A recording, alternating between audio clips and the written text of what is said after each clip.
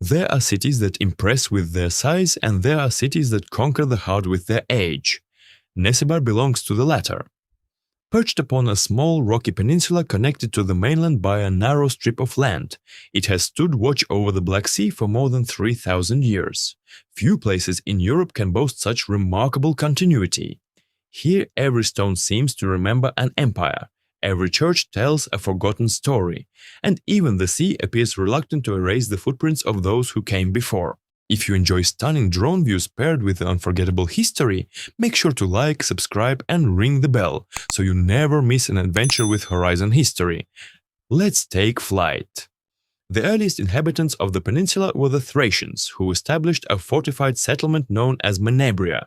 Its sheltered harbor and commanding position made it an ideal place for fishing, trade and defense. Long before maps gave the town fame, sailors already knew that these rocky shores offered refuge from the often unpredictable Black Sea. In the 6th century BC, Greek colonists from the city of Megara arrived and transformed Mesambria into a flourishing Greek colony. The town became known as Mesambria and quickly prospered through maritime trade. Merchant ships carried wine, olive oil, pottery and luxury goods across the Black Sea, while local exports of grain, timber, honey and fish filled their holds for the return journey. Mesambria grew wealthy enough to mint its own silver and bronze coins, a privilege reserved for prosperous cities. It is tempting to imagine ancient merchants proudly jingling their local currency, convinced that their city possessed the finest coinage in the Black Sea, much as modern people insist that their hometown cafe serves the world's best coffee. The Romans arrived in the 1st century BC, incorporating Mesambria into their expanding empire. Unlike many cities conquered by Rome, Mesambria retained much of its commercial importance and even preserved certain local privileges. Roman roads strengthened inland connections, while the harbor continued to welcome vessels from every corner of the empire. Following the division of Rome, the city became part of the Byzantine Empire. Christianity gradually transformed the town, and churches began to rise where pagan temples once stood. Over the centuries, Nessebar earned the affectionate title, the City of 40 Churches. Historians debate the exact number, but there were certainly enough that visitors could lose count before finishing their afternoon walk. The medieval centuries brought both prosperity and conflict. Control of the city shifted repeatedly between the Byzantine Empire and the Bulgarian kingdoms. Bulgarian rulers understood the importance of possessing such a valuable Black Sea port, while Byzantine emperors were equally determined not to lose it. Fortifications were strengthened, towers repaired, and walls rebuilt as armies came and went. Many of the churches that survive today date from this remarkable period. Built of alternating layers of stone and red brick, decorated with elegant ceramic ornaments, they remain masterpieces of medieval architecture. Even in ruin, they possess a quiet dignity that speaks more eloquently than many grand palaces. In 1453, as the Byzantine world collapsed and Nessebar eventually came under Ottoman rule.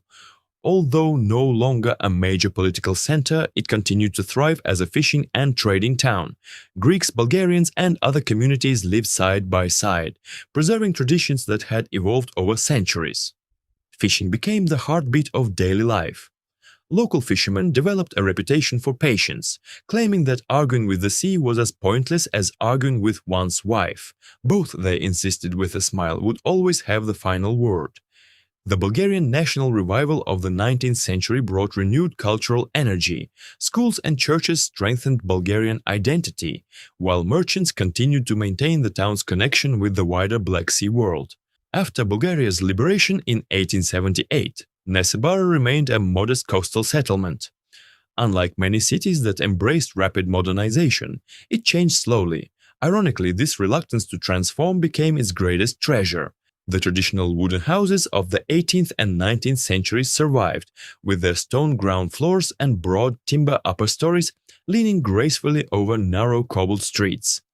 Nature itself has also shaped the city's story. Over centuries, earthquakes and the relentless sea claimed portions of the ancient settlement. Archaeologists believe that significant sections of old Mesambria now lie beneath the waters of the Black Sea. Divers exploring the bay have discovered submerged walls, streets and harbor structures, a reminder that history sometimes rests quietly beneath the waves. In recognition of its extraordinary cultural importance, Nessebar was inscribed as a UNESCO World Heritage Site in 1983. Visitors from around the world now wander its ancient streets, pausing before Byzantine churches, medieval fortifications, and houses that seem almost untouched by time. Yet despite its international fame, Nessebar has never lost the atmosphere of a living town. Elderly residents still sit in shaded courtyards exchanging stories, fishing boats continue to leave the harbor before sunrise, and church bells still echo across the peninsula just as they have for centuries.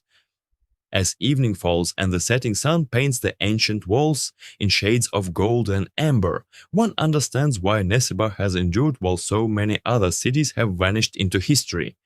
Thracians, Greeks, Romans, Byzantines, Bulgarians, Ottomans, and modern travelers have all walked these same narrow streets. The sea has witnessed them all. It has carried their ships, reflected their triumphs, and quietly buried some of their ruins beneath its waters. Yet the little peninsula remains, steadfast against wind and wave, a living chronicle where every stone carries the memory of another age, and every sunset reminds us that true greatness is measured not by size, but by the centuries a city has survived. Thanks for flying with Horizon History. If you enjoyed the journey, those sweeping drone views and the stories woven beneath them, be sure to like, subscribe, and leave a comment telling us where you'd like to explore next. Your support keeps us in the sky and the history coming. Until next time, keep your eyes on the horizon.